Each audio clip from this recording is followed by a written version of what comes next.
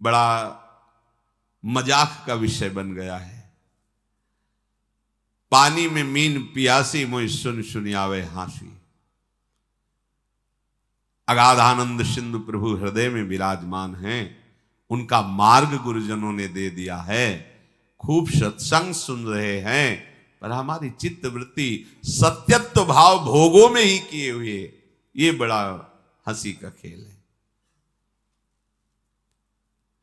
अब अगर आप सही मार्ग में चलोगे तो एक तमाशा हमने देखा, कुआं में लग गई आग, पानी पानी सब जला और मछली खेले भाग। संतों का है एक तमाशा मैंने दे। जब गुरु कृपा हुई, अध्यात्म का प्रकाश हुआ, तो जितना विषय रस है सब जल गया। जिसमें हमारा मन मछली बना खेल रहा था, सब विषय रस जल गया। शब्द स्पर्श रूप रस गंध। अब वो मन भगवदाकार हो गया। भला पानी जल जाने के बाद मछली फाग आनंद कैसे बना सकती? अब असली आनंद। तो एक तमाशा हमने देखा, कुआं में लग गई आग, पानी पानी सब जला और मछली खेले फाग। ये परमानंद। अब तो मन परमानंद में निमग्न हो गया, क्योंकि विषय रस भस्म हो गया ज्ञानाग्नि से। देखो, हमको बिना अपने घर पहुंचे आराम नहीं मिलेगी। हमारा घर है वृंदावन धाम, प्रिया प्रीतम हमारे घर के मालिक हैं, समस्त प्रेमी जन हमारे परिवार के जन हैं। यही शाश्वत घर है, यही शाश्वत परिवार है। जब तक भटकना है भटक लो, विश्राम स्थल यही है, श्री वृंदावन विश्राम। इस घर में आने की जो राह है, उसके आसपास ऐसी लुभावनी वस्तु रखी गई है कि आप घर की तरफ से पीठ करके उन वस्तुओं की तरफ चल दें। देखो, ये अध्यात्म मार्ग है, बहुत समझना होगा। आर्मी के एक जवान को जब पुष्ट करना होता है, तो चढ़ाई में चढ़ना है तो वजन हल्का करना चाहिए ना, और वजन बढ़ा दिया जाता है। 2 किलो 5 किलो 3 किलो, ये ऐसे ऐसे ऐसे, और राइफल और इतना खान पान सामग्री, पूरा बिस्तर, जल, सब पूरी व्यवस्था फिट। 10 दिन के लिए पूरी सामग्री उसकी पीठ पे लदी हुई, और चढ़ना का है पहाड़ पे। जबकि और हल्का कर देना चाहिए चढ़ाई का समय। नहीं, कमजोर नहीं रखना अपने जवान को। ऐसे ही श्री भगवान कहते, जिस पर मैं कृपा करता हूं सर्वस्व नाश कर देता हूं। बंधु विच्छेदम, परिवार उसके प्रति नफरत करने लगता है। जीवितम कष्टेन सा कष्टेन जीवितम, वो बड़े कष्ट से जीवित रहता है। सुन के डर जाओगे, सुन के डर जाओगे कि अरे भगवान कृष्ण की कृपा का ये फल है, ये तो हमें बिल्कुल नहीं चाहिए। और इसमें गूढ़ बात है, ये भयावह करके परमानंद की बात श्री भगवान कह रहे हैं। जैसे बनचंद महाप्रभु जब राधा वल्लभ लाल जी का मंदिर बनने का था, तो बहुत से धनी मानी तैयार हुए, तो उनका जो राधा वल्लभ लाल जी का मंदिर बनवाएगा वो मर जाएगा। अब आगे आओ, कौन बनवाएगा? कोई नहीं। सुंदर दास जी ने जब सुना तो उन्होंने विचार किया कि प्रभु के मंदिर बनवाने वाला मर जाएगा, जरूर इसमें कोई रहस्य है, जरूर कोई इसमें आंतरिक रहस्य है। वो आगे आए और बनचंद महाप्रभु के चरण पकड़े और कहा, प्रभु ये सेवा मुझे दीजिए। बोले, पता है तुम्हें, जो मंदिर बनवाएगा वो मर जाएगा। बोले, प्रभु तैयार हो, वैसे ही मरना है, प्रभु के लिए मरना क्या, तैयार हो, ठीक, करो सेवा। पर प्रभु एक इच्छा है, एक बार मंदिर बन जाए और 1 साल राधा वल्लभ जी के पूरे उत्सव देख लूं, फिर मर जाऊं तो। मुस्कुरा दिए, बोले ठीक है, ऐसा ठीक है। मंदिर बना, 1 साल उत्सव हुई, और श्री जी के सामने बनी वृषभानु नंदनी आज, भूषण वसन विविध पहिरेतन, पिय मोहनित साज। ये समाज में पद हो रहा है और आप निकुंज पधार रहे। शब्द क्या था? मर जाओगे। आंतरिक फल क्या था? जो मंदिर बनवाएगा सीधे निकुंज जाएगा, तो लाखों के नंबर लग जाते। बात वही है, लाखों तैयार हो जाते, केवल मंदिर बनवाने से निकुंज की प्राप्ति। प्रभु मेरा धन मेरा धन, लेकिन मर जाओगे, पीछे हट गए। समझ रहे हो ना, महान वस्तु को भयावह में छुपाया गया है। भगवान कह रहे जो मेरा अनन्य भक्त होता है और मैं जिस पर कृपा करता हूं उसका सर्वनाश कर देता हूं। सुन के ही भय लगता है। दूसरी बंधु विच्छेदम, परिवार का कोई प्यार नहीं कर सकता उसे, ये मैं रचना रचूंगा। सा कष्टेन जीवितम, कष्ट पूर्वक जीवन जिएगा, मरेगा भी नहीं, कष्ट पूर्वक जिएगा। अब लगता है कि प्रभु ऐसी कृपा आप मत करो, ऐसी कृपा। अब इसका आंतरिक भाव, जितने अमंगल, जितनी कामनाएं जो हमें आज तक संसार में दंड देती रही, अहम तो हम सर्वपापेभ्यो, सर्वनाश कर देता हूं। किसका? अहम तो हम सर्वपापेभ्यो मोक्षयिष्यामि मां शुचा, सर्वनाश कर देता हूं उनका जो मेरे शरणागत को स्वप्न में भी दुख देने की बात सोचे, चाहे वो कर्म हो या कोई भी हो। अगर ऐसे तो हृदय उत्साहित होता है ना, जब कह रहे हैं उसका सर्वनाश कर देता हूं तो घबरा जाते ना कि ऐसा। बंधु विच्छेदम, क्या? भाई माता पिता परिवार, उसका मैं बन जाता हूं, मैं उसका भाई बन जाता हूं, मैं उसका दोस्त बन जाता हूं, मैं उसकी मां बन जाता, सारे संबंधों का पोषण मैं करता हूं स्वयं। सा कष्टेन जीवितम, वो मेरे प्रेम में व्याकुल होकर अपनी श्वासें पूर्ण करता है। ऐसा नहीं कि असाध्य रोग हो गया तो कष्ट से जीवित, नहीं। ये हम अंतर की बात जो प्रभु ने समझाया वो तुम्हें बता रहे हैं। नहीं, वो तो बिल्कुल ऐसे बोल दिए जिससे सब भयभीत हो जाए। बहुत कीमती वस्तु को भयावह जगह रखी जाती है। देवलोक में अमृत रखा हुआ है, वहां 2 सर्प ऐसे हैं, अपलक दृष्टि से रहते हैं। उनकी दृष्टि में जो आएगा तत्काल भस्म हो जाएगा, चाहे देवता हो या कोई हो, उनकी दृष्टि नहीं पड़नी चाहिए, क्योंकि अमृत है। कोई भी कीमती वस्तु बहुत सुरक्षित रखी जाती है, तो भगवत प्राप्ति बहुत सुरक्षित रखी गई है। हमारा घर धाम है, नित्य धाम। तो कह रहे यहां तक आने के लिए इतनी सुहावनी वस्तुएं, इतने सुहावने भोग, इतनी सुहावनी वाटिकाएं रची गई है मार्ग में कि आपको लगेगा जाना तो है ही है, थोड़ा देर विश्राम कर, बस जहां तुमने वहां रमण करने की सोची तो मार्ग गायब। जिस मार्ग में चल रहे थे घर पहुंचना है, वो मार्ग गायब। ये दिव्य मार्ग है परमार्थ, वहीं वो रम जाता है और राह अंतर जा। अब राहें नहीं रह गई, मार्ग नहीं रह गया। ये अंतर की बात कहते हैं। ये वो मार्ग नहीं कि थोड़ी देर आराम कर लेंगे, भोग भोग लेंगे, फिर चल लेंगे। भोग में गए तो मार्ग ही गायब, मार्ग ही अंतर ध्यान हो जाएगा। कहां चल रहे थे, कैसे चल रहे थे, बुद्धि काम नहीं, मार्ग ही गायब। मोक्ष मूलम गुरु कृपा, वो गुरु कृपा से मार्ग प्रकाशित होता है, प्रकट होता है। इसलिए संसार के कल्याण के लिए जो अनुभवी संत महापुरुष जन हैं, वो चीख चीख के कह रहे हैं कि घर लौटो घर। ये संसार दुखालय तुम्हारा घर नहीं है, पर राह में अटको मत और भटको मत। ये राह में ऐसे पथिक अटक जाते हैं और भटक जाते हैं जो थोड़ा मन चले होते हैं। थोड़ा मन चले अर्थात मन के अनुसार कर। इस मार्ग में मन चलों का खेल नहीं है।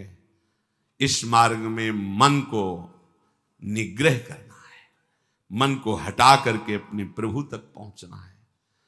कब तक इस मन को दुलार करते रहेंगे? थक गए। कभी विचार करके तो कितना गंदा है मन यार, कहां फंसाता है, कहां लगाए हुए हैं। सोचो कहां लगाए हुए, कितनी भुलावे की खेल। ऐसे अभक्ष पदार्थ खवाता है, ऐसे अपेय पदार्थ पिलाता है, ऐसे अकृत्य कृत्य कराता है जिसे घृणा हो जाए। पर ये माया ऐसा आसक्त कि उसी में वो जीना, उसी में सुख, उसी में वो आनंद का अनुभव करना चाहता है। अनित्यम सुखम लोकमिमं प्राप्य भजस्व माम। ये अनित्य है, अशुख है संसार। प्रभु का भजन करके प्रभु को प्राप्त हो, स्वयं कह रहे हैं इस अनित्य में मत फंसो। ये तुम्हें स्वतंत्रता दी गई, तुम प्रारब्ध के अधीन नहीं हो, कोई पशु नहीं हो, मनुष्य हो। प्रारब्ध शुभ अशुभ कर्मों के जो संचित हैं उनमें से कुछ परिणाम निकालकर इस शरीर को दिया गया है। आप जो चाहो कर सकते हो, घोर पाप कर सकते हो और बहुत दिव्य भजन करके भगवान को प्राप्त कर, यह स्वतंत्रता है आपकी, बिल्कुल स्वतंत्र हो। आप मनमानी आचरण कर सकते हो और आप शास्त्र के अनुसार चल सकते हो। आप गुरु की वचन के अनुसार चलकर परमात्मा प्राप्ति कर सकते हो और मन के अनुसार चलकर दुर्गति को प्राप्त हो सकते हो। पूरी स्वतंत्रता है मनुष्य जन्म में। पर ध्यान रखो, ये शरीर क्षण भंगुर है, कभी भी नष्ट हो सकता है। संसार के चाहे जितने पदार्थ और पद समेट लो, तुम्हें कभी शांति नहीं मिलने वाली। देखो, आप लोग तो कुछ ही लोगों से मिलते हैं। हम बचपन से भगवान के शरणागत मार्ग में रहे, तो कानपुर महानगर है, एक से एक पदाधिकारी, धनी, फैक्ट्रियों के बड़े बड़े मालिक ऐसे मिले हैं, जिनके पीछे 10-10 गाड़ियां चल रही, लोग गनर अंगरक्षक के लिए रखे, बड़ा वैभव। और जब एकांत में मिले हैं, उन्होंने अपनी बात कही है, तो एक साधारण पुरुष से भी ज्यादा वो अशांत है। एक किसान आराम से मेहनत करके 4 रोटी खा के सो जाता है, उनको नींद भी नहीं आती। ऐसे परिवार में कलह है, वैभव इतना है, ऐसे परिवार के आचरण को देख देख के जल रहा है, अशांत हो रहा है। क्यों? फिर सिद्धांत गलत हो जाएगा। भगवान से विमुख को स्वप्न में भी शांति नहीं मिल सकती। आप लोग तो अब आपके सामने जब उतरेंगे तो आपको तो लगेगा ही कि 10 गाड़ी पीछे चल रही। इनके एक मैदा फैक्ट्री के मालिक आते थे, इनके 10 मैदा फैक्ट्री थी, मतलब कैसी उनका वैभव। पर जब एकांत में बात करते तब हृदय यही कहता, ओहो, भगवान से विमुख होने के कारण देखो सब कुछ है लेकिन कुछ नहीं है। जिसे शांति कहते हैं, जिसे सुख कहते हैं, जिसे विश्राम कहते हैं, वो नहीं। भगवत भक्त जो भजन परायण है, चरित्र में देखा गया उनके पास सही वस्त्र भी नहीं, भोजन भी नहीं, और परमानंद में डूबे, परवाह, आनंद मगन, शांति। उनके हृदय में शांति क्या, उनके समीप पहुंच जाओ तो तुम शांत हो जाओगे। उनके दर्शन कर लो तो हृदय विश्राम मानने लगेगा। इसलिए तुम्हें यदि परमार्थ का, अध्यात्म का मार्ग मिल गया तो तुम बड़े भाग्यशाली हो। अब तुम्हें सावधानी ये रखनी कि मार्ग छूटने न पावे। अध्यात्म मार्ग बहुत बड़ी कृपा से मिलता है। ये हम लोग अज्ञानी हैं, पाए रतन चीन्ह्यो नहीं, दीन्ह्यो करते डाल। ये माया श्री कृष्ण की मोहे सब संसार। दुख के समुद्र से निकलने का अवसर मिल गया है, सावधान हो जाओ। तुम्हें तृप्ति और बोध इसी अध्यात्म मार्ग में मिलेगा, केवल अध्यात्म मार्ग में मिलेगा, लोक में नहीं। अभी एक दिन एकांतिक में 20 वर्ष का नया बालक होगा, बड़े आर्त भाव से कह रहा था कि मेरी बड़ी दुर्दशा हो गई है, विक्षिप्त सा हो रहा हूं। मैंने ऐसी अपवित्र हस्तक्रिया की जिससे अपने ब्रह्मचर्य को नष्ट किया। आज हमारा जीवन ऐसा खोखला हो गया कि अंदर से अशांत, हर समय में बहुत कष्ट में रहता हूं, बहुत परेशान हूं, अब क्या करूं। सोचो, अभी 20 वर्ष की अवस्था, अभी तो यौवन का रंग आने वाला है और वो अपने आप को इस स्थिति में ले गया। अब क्या होगा? बस किस हेतु से गया वो ऐसी स्थिति में? एक जनेंद्री ने फंसा लिया कि इसके घर्षण में सुख है। स्थिति क्या हुई? पूरे जीवन की नींव नष्ट कर दी। सुख का और तृप्ति का एकमात्र उपाय अध्यात्म है। देखो, पूर्व इतिहास में, शास्त्रों में पाया गया, चाहे राजा का राजकुमार हो या किसी गरीब का लड़का हो, दोनों गुरुकुल में एक समान रहते थे। गुरुकुल में 20 वर्ष 25 वर्ष तक शास्त्र शिक्षा, ब्रह्मचर्य, संयम, नियम, फिर अपने अपने अधिकारानुसार गृहस्थ धर्म या विरक्त धर्म का अनुसरण। तो गृहस्थ में भी रहते हुए वो महात्मा ही रहते थे, क्योंकि उनकी नींव बन गई है। आज हम सुख की लालसा से अपने को ऐसा नष्ट किए दे रहे, पर सुख अध्यात्म में है, इस दुखद संसार के मार्ग में नहीं। तृप्ति का बोध अध्यात्म में मिलेगा, भोगों में नहीं। खुल के समझ लीजिए। नए नए बच्चे हैं, सर्च करते हैं, तो उनको ऐसे सूत्र हमें दिखाए। जब ब्रह्मचर्य के विषय में चर्चा हुई थी, तब वो साइड में ये लोग पढ़े लिखे दिखाए कि देखो ये क्या बोल रहे हैं। वो बोल रहे हैं जब तुम्हें कोई फ्रस्ट्रेशन दो क्या आवे, तब आप ऐसा कर लो, बड़ी शांति मिलेगी और आपका खून बढ़ेगा। नए नए बच्चों को लगा कि सुख भी मिलेगा और स्वास्थ्य भी बढ़ेगा और फ्रस्ट्रेशन भी जाएगा, मतलब लाभ है। सर्वनाश कर दिया इन अज्ञानी लोगों ने, सर्वनाश कर दिया। ये उन महात्माओं के वचन हैं जो जीवन में अनुभव किए हैं। जो विषयी पुरुष भोगों को सुख मानता है, वो निर्णय कर सकता है जीवन उज्जवल कैसे बनेगा, बलवान कैसे बनेगा। बिना संयम के, बिना नियम के आज तक कोई बलवान बन पाया है? कैसी दुर्दशा बच्चों की हो रही। छोटे छोटे बच्चे जिनका भविष्य उज्जवल होना है, तेजस्वी होना है, जो हमारे देश के काम आवे, जो हमारे समाज के काम आवे, वो अपने शरीर की ऐसी दुर्दशा कर ली कि वो खुद जीने के लिए परेशान है। तुम्हारे समझ में नहीं है तो हमारे पास आते हैं तो बताते हैं नई नई अवस्था की क्या हुआ। सुख की खोज गलत जगह। अध्यात्म में सुख है, सच्ची मानिए। ब्रह्मचर्य एक वो महान आशीर्वाद है भगवान का।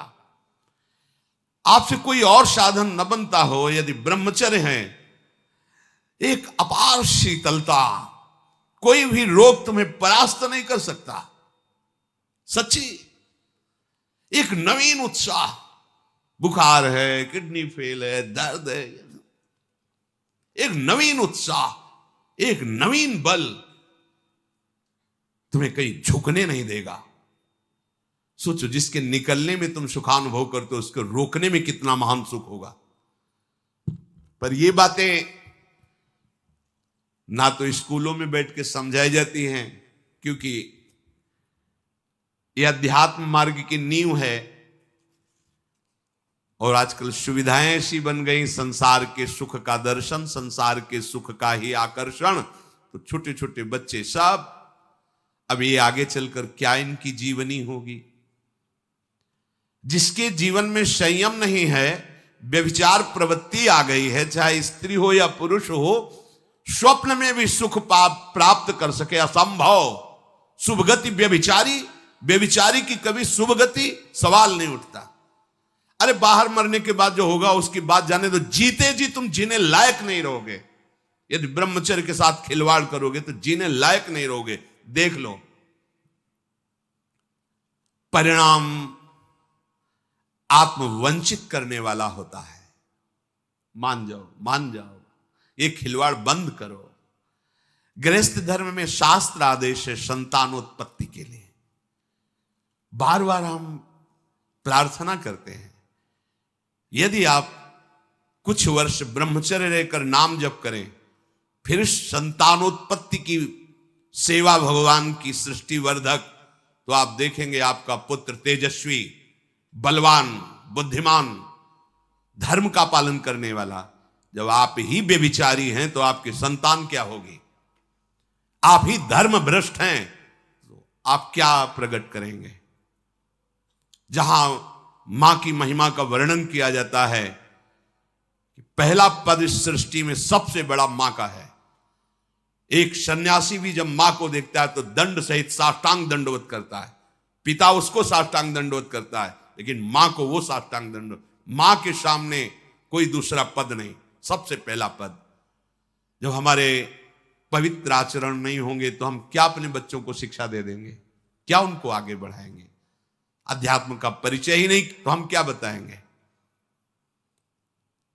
भोगों में तृप्ति आज तक किसी को नहीं मिली, यही भगवत प्राप्ति में सबसे बड़ी बाधा है। ज्यों ज्यों तुम भोग भोगोगे वैसे वैसे भोग आसक्ति बढ़ती चली जाएगी। इसलिए संतों का अनुभव मान लो, विषयान विषवत त्यज्य, भोगों से डरो जैसे विष से डरा जाता है। देखो अज्ञान की वृत्ति, जैसे अपने लोग संत वेश में हैं, भगवत मार्ग के पथिक हैं, हमारे सामने मदिरा की बोतल रखी जाए तो कैसा है? जानते नहीं मैं साधु हूं। और अगर भोग की बात हो तो कैसा? उत्तर अपने आप से ले लो, दूसरे के उत्तर देने की जरूरत नहीं। हमारे सामने मांस रखे तो कैसा? एकदम बिगड़ जाएंगे। त्याज्य घृणित वस्तु आसुरी भाव की हमारे सामने रखते हो। और अगर भोगों की बात आए तो क्या वैसे ही हमारे अंदर बात आती है?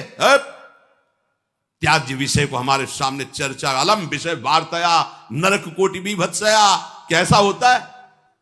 क्या हमारे सामने जो त्याज्य वस्तुएं आती हैं हम कभी उनको पाने की इच्छा भी करेंगे क्या? विष के समान हम मदिरा को देखेंगे, मांस को देखेंगे तो उसी कोटि का है हमारे लिए वो भाव विषय भोगों का।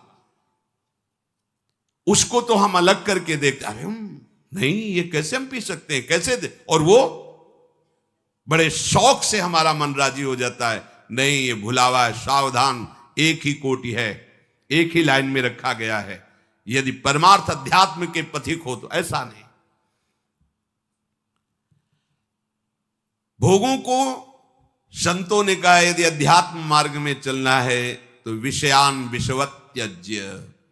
जैसे विष को हम खा नहीं सकते, चाहे सुंदर रबड़ी में डाल के दिया जाए या खीर में डाल के दिया जाए, कोई हमें कान में बता दे कि विष है, इसमें विष मिला है, बस अब हम खा नहीं सकते, चाहे हाथ जोड़े चाहे पैर जोड़े।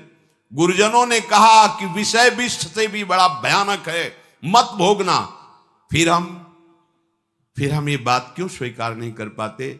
जैसे रबड़ी में बहुत रति है, पर आके कोई बता दे इसमें विष मिला है तो बिल्कुल नहीं खा सकते, जबरदस्ती खवाना चाहे तो नहीं खा सकते। पर विषय, शास्त्र और गुरुजन कह रहे हैं विषयान विषवत त्यज्य।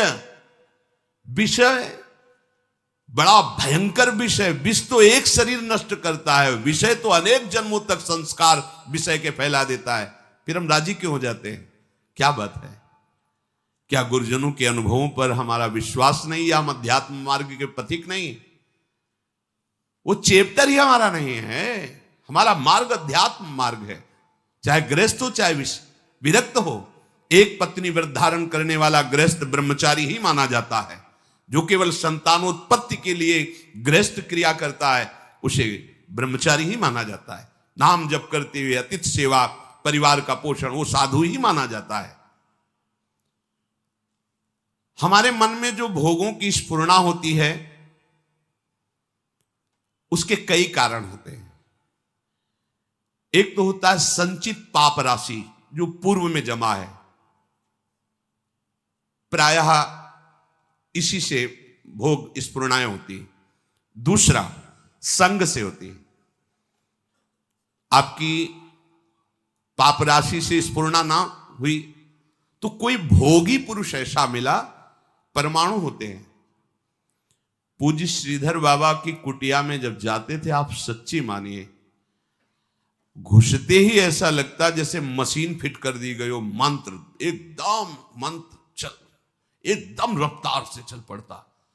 और जे 8 बजे रात्रि के जाते थे चरण चापने, जे ही उनके चरणों को स्पर्श करते ऐसा लगता हम किसी दिव्य भावलोक में बैठे हैं। क्यों? उनके परमाणु, नाम जापक संत, रात दिन नाम जापक। ऐसे परमाणु उनकी हर वस्तु में, कोई भी वस्तु उनकी छुओ के एक दिव्यता थी उसमें। ऐसे ही जैसे वो रात दिन भजन में लगे तो उनके हर वस्तु में परमाणु, ऐसे ही रात दिन जो भोगों में लगे उनकी हर वस्तु में भोग के परमाणु हैं। सावधान, उनके आसन पर बैठना, उनकी थाल में पाना, उनका स्पर्श होना, उनका संभाषण होना, उनसे मित्रता करके उनका चिंतन करना, ये भोगों को बढ़ावा देना होगा। इसी को विपरीत देखो संतों के प्रति, उनके समीप बैठना, उनका जूठन पाना, उनको देखना, उनसे संभाषण करना भजन का बढ़ावा होगा। देख लेना, पूर्व संचित पापों से जो स्फुरणा होती है उससे बहुत सहजता में बचा जा सकता है, लेकिन प्रगट कुसंग से जो स्फुरणा होती है इससे बचना बड़ा कठिन होता है। पूर्व पापों से स्फुरणा सबके हृदय में होती है जब तक भगवत साक्षात्कार नहीं हो जाता। वो बार बार आकर्षित करता रहता है संसार का राग। और अगर कहीं कुसंग मिल जाए फिर क्या कहना है, फिर तो जो स्फुरणा थी संकल्प बनेगा, संकल्प क्रिया बन जाएगी, क्रिया होते ही अध्यात्म अंतर्ध्यान हो जाएगा, अध्यात्म मार्ग ही नहीं रहेगा। इसलिए कर्म राशि की तो तुम चिंता मत करो, उसे तो भस्म करने के लिए शरणागति समर्थ है, लेकिन कुसंग से बचने के लिए तुम्हारे ऊपर पूरा भार है। कुसंग से तुम बचो। बरुहल बास नरक करताता, दुष्ट संग जनि दे विधाता। गंगा किनारे भ्रमण जब कर रहे थे तो तरी घाट है, उसके आगे हम जा रहे थे। नया शरीर और वैराग्य, ना कमंडल, ना बिस्तर, ना कोई, भीषण सर्दी का समय। एक मार्किन नीचे पहने लाल रंग से गेरुआ, बस लंगोटी, और एक मार्किन बस ऊपर, कोई नहीं, कोई कमंडल नहीं, कुछ नहीं। रोम रोम हर समय सर्दी से व्याप्त रहता। भोजन की व्यवस्था जहां ठाकुर जी कर दें।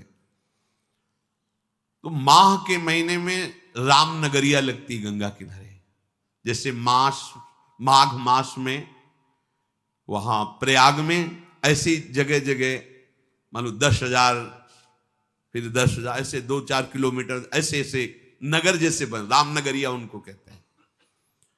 किनारे से चलने पर वो मिलते हैं। तो एक महात्मा जिनकी पोशाक बहुत अच्छी लग रहा था, सुविधाजनक जीवन है, तो देखा बड़े बुजुर्ग अवस्था के थे। उनका, हे महात्मा, देखने से ही लग रहा है कि तुम गंगा की परिक्रमा दे रहे हो। उनका, परिक्रमा तो नहीं, पर गंगा किनारा ही हमारा जीवन है। बोले आओ 2-4 दिन रुक लो। पूरा रामनगरिया सब अलग अलग तंबू लगे, जैसे प्रयागराज में ऐसे बड़ी व्यवस्था, बड़े ऊंचे ऊंचे ऐसे गद्दे और तंबू, क्योंकि बहुत सर्दी गंगा किनारे तो और पड़ती है। हमें भी लगा चलो संत भगवान 2-4 दिन के लिए कह रहे, रुक जाते। जो ही रुके 12 बजे कितने प्रकार के भोजन, खीर, ये वो, जहां रोटी भी नसीब नहीं हुआ। हम कहा चलो भगवान की बड़ी कृपा, 2-4 दिन जो है दोपहर में पाया। रात्रि में उन्हीं के पास शयन किया, बड़ा तंबू था ऐसे वैसे। दूसरे दिन सुबह 8 बजे के करीब जलेबी का भंडारा था, फिर राजभोग अलग। खूब ऐसे पुण्यात्मा जन करते रहते हैं। पास में और भी ऐसे शिविर लगे थे उनके निज जनों के। तो उनमें से एक प्रणाम योगी है, वो जलेबी का भंडारा संतों के लेकर, वो स्वयं लेके आए, पवाया, और कुछ भी हमका भेंट लेते नहीं, पर जलेबी प्रिय वस्तु, मीठा खूब अच्छे से अच्छा, पहले ये था कि पता ले आज मिला है, कई दिन ना मिले, कभी गैस की गोली नहीं खाली पड़ी, चाहे जितना पालो, 2 दिन 4 दिन नहीं मिला, सब पच गया। अब जीव ही पा करके थोड़ा ही समय हुआ, पहले दिन का राजभोग, दूसरे दिन का ये बाल भोग जलेबी। वो जलेबी बाल भोग का राजभोग जैसा ही, गरम गरम जलेबी, जैसे नशा चढ़ता है ऐसे दिमाग में बस। तो उनमें एक बहुत सरल और वास्तविक साधु स्वभाव के थे, वो केवल सेवा में ही रहते थे महंत जी की। उनसे हमने पूछा, वह वृद्ध थे, हम कहा कल से आज तक हमारी भावना में बड़ा परिवर्तन हो गया। तो उनका, महाराज क्षमा करना, आप जिस मार्ग में चल रहे हो वो ये मार्ग नहीं है, वो ये मार्ग नहीं जो आप स्वीकार कर लिए। हम कहा अच्छा, तो सोचा 1-2 दिन। बोले नहीं महाराज, आप नहीं समझ रहे हो, और बताया कि जो जलेबी खवाई वो कैसे आचरण कैसा।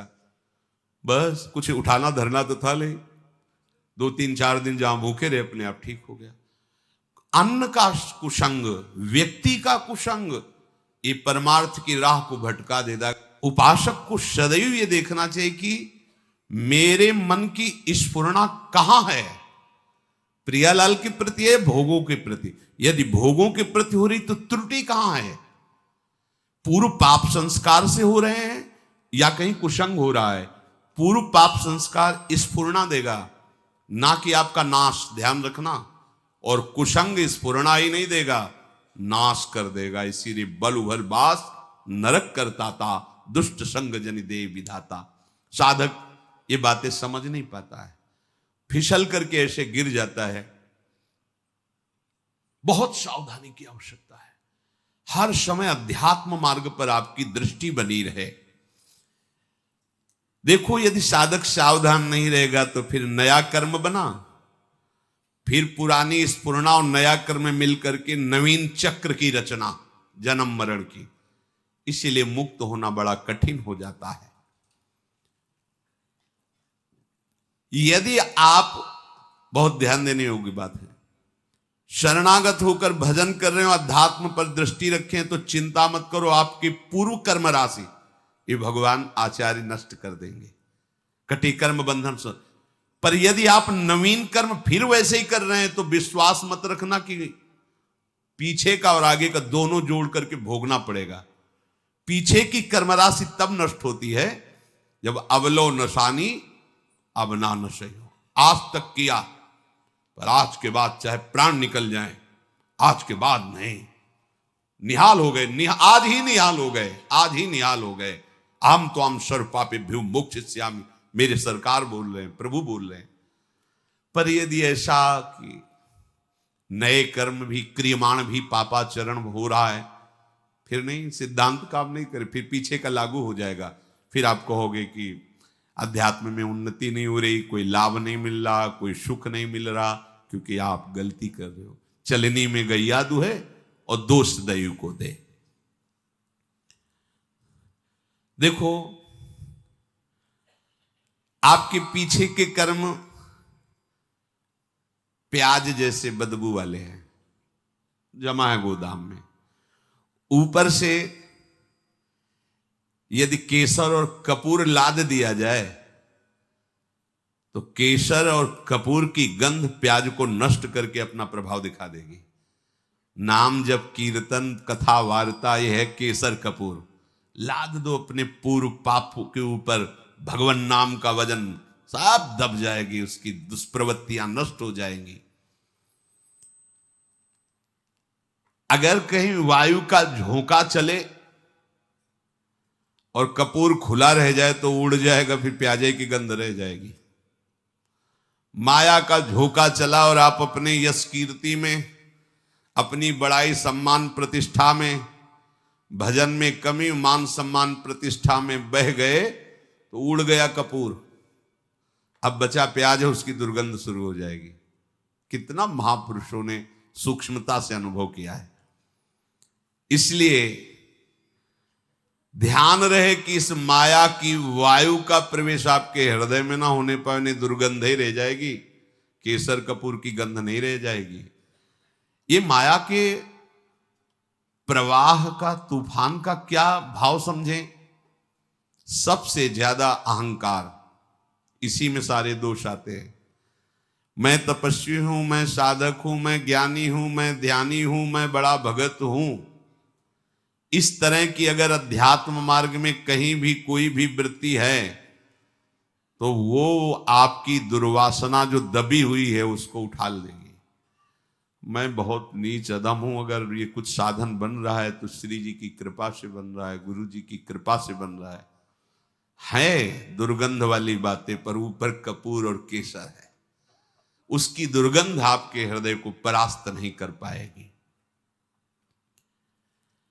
उपासक धीरे धीरे अपने बुरे स्वभाव को, बुरे कर्मों को सद्भाव से, अच्छे स्वभाव से दबा देता है। नष्ट नहीं हुआ, नष्ट होता है भगवत साक्षात्कार पर। जब तक प्रभु से आंखें ना मिले तब तक विश्वास न करना कि काम हो गया। यही डर हरिवंश हित जिनो भ्रमय गुण सलिल पर जिहि नामन मंगल लोक त्यों शिव हरिपद भज न विलंब करे। आगे चल करके प्रभु ऐसी ज्ञानाग्नि पैदा कर देंगे कि फिर वो दुर्गंध वाली चीजें ही नहीं रह जाएंगी। इसलिए जितना जीवन है एक बार हम अपने प्रभु को समर्पित करके केवल भजन में लगावें। जो भी हम कार्य करें अपने प्रभु को समर्पित करते रहें। भगवान जो बार बार कह रहे हैं ना, मेरे को समर्पित करो, भगवान को कुछ चाहिए नहीं। जैसे भगवान कहते हैं यत् करोषि, जो तुम करते हो, यदश्नासि, जो तुम खाते हो, तुम मेरे को समर्पित करो। ये दुलार है। जब हम किसी वस्तु को प्रभु को समर्पित कर देते हैं तो हर वस्तु में बांधने की सामर्थ्य है माया की। कोई भी सड़ी से सड़ी वस्तु में एक माया शक्ति है जो हमें आसक्ति से बांधती है, आसक्ति से। प्रभु कहते हैं मेरे को समर्पित कर दो। जैसे कर्म समर्पित कर दिया, अब कर्म बंधन नहीं रहेगा। भोग समर्पित कर दिया, अब वो प्रसाद हो। प्रभु तुम्हारे भले के लिए कह रहे हैं कि जो प्रभु को समर्पित कर दिया जाता है वो निर्विकार हो जाता है। बात समझो। ये भगवान तो कहते हैं कि सब तुम मेरे लिए, अगर नहीं समर्पित करोगे तो दुर्गति को प्राप्त होगे। भगवान तो नाराज होके बोल रहे हैं। नाराज नहीं, उस वस्तु का प्रभाव है। कोई भी कर्म, कोई भी यहां की वस्तु सब बांधने वाली है। समझो पहले, सब बांधते, कोई भी व्यक्ति सब बांधता है। अपने राग से सब मुझे बांधते हैं। अगर प्रतिकूल हुआ तो द्वेष से बांधते हैं। यहां कोई मुक्त करने वाला नहीं है। एक एक वस्तु, एक एक व्यक्ति, एक एक परिस्थिति केवल बांधती है। और हम साधना कर रहे हैं मुक्त होने की। कैसे करें? भगवान करे चुपचाप जो कर्म करो मेरे को समर्पित करो। इसका रहस्य क्या है? वो कर्म तुम्हें बांध नहीं पाएगा। जो पानी भी पियो तो समर्पित करके। क्यों? क्योंकि तुम्हें बांध नहीं पाएगा। तुम मुक्त हो जाओगे। प्रसाद सर्वानंद प्रदान करने वाला होता है।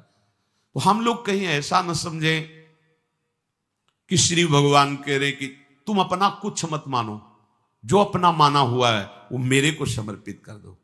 क्योंकि वस्तुता उन्हीं का है, अपना तो कुछ है नहीं। और जब हम ऐसे भाव से चलते हैं तो कोई भी वस्तु, व्यक्ति, स्थान हमें बांध नहीं सकता। जब बांध नहीं सकता तो हमारी स्थिति क्या हो गई? जीवन मुक्त। अब चाहे जैसा पदार्थ हो, चाहे जैसा व्यक्ति हो, चाहे वो बांध ही नहीं पाएगा। जब प्रभु को समर्पित जीवन हो गया तो अब तुम्हारा जीवन जीवन मुक्त हो गया। इसीलिए भगवान बार बार कहते हैं अहम सर्वभव यज्ञ भोक्ता। मैं यज्ञों को भोगता हूं, समझ तू, मैं ही भोगता हूं। जैसे आप प्रसाद पा रहे हो, तो जब हम प्रसाद पाते हैं ना तो पहले श्री जी को बाहर भोग लगाया, फिर हम एक एक कवल में अंदर लगाते हैं। हृदय रूपी सिंहासन में हमारे प्रियालाल विराजमान है और वो पा रहे हैं एक एक कवल। जो भी खाते पीते हैं हृदय मंदिर में मेरे प्रियालाल विराजमान है, वो पा रहे हैं। ये मुख उनके पवाने के लिए। हम भोगता नहीं। और वैसे भी सिद्धांत में भगवान कहते हैं कि भोक्ता तो मैं हूं। अहम वैश्वानरो प्राणी नाम देहमाश्रिता। वैश्वानर अग्नि के रूप में मैं समस्त प्राणियों के देह में विराजमान होकर उस अन्न को पचाता हूं। तो कौन पा रहा है? प्रभु पा रहे। हमारी सारी चेष्टा प्रभु के लिए हो जाए तो अभी जीवन मुक्त हो जाए। तो जो भी हम क्रियाएं कर रहे हैं, जो भी हम भोग लगा रहे हैं, तो क्या ऐसी गंदी क्रियाएं, ऐसी गंदी भोग वृत्ति हम प्रभु को अर्पित कर सकते हैं क्या? तो बचो। जो प्रभु को अर्पित नहीं कर सकते वो खाओ मत। जो प्रभु को अर्पित नहीं कर सकते वो क्रियाएं कैसे करोगे तुम? अरे जब सद क्रियाएं तुम्हें शुभ क्रियाएं ना बांध पावे इसलिए वो कह रहे समर्पित कर दो, तो असत क्रियाएं जो समर्पित नहीं होती हैं उनसे तुम्हारी दुर्गति हो जाएगी। और ये जीवन केवल भगवत प्राप्ति के लिए है। इसलिए एक एक क्षण अपने प्रभु के चरणों में समर्पित करते हुए उनका सतत स्मरण करो। श्री राधा वल्लभ लाल की।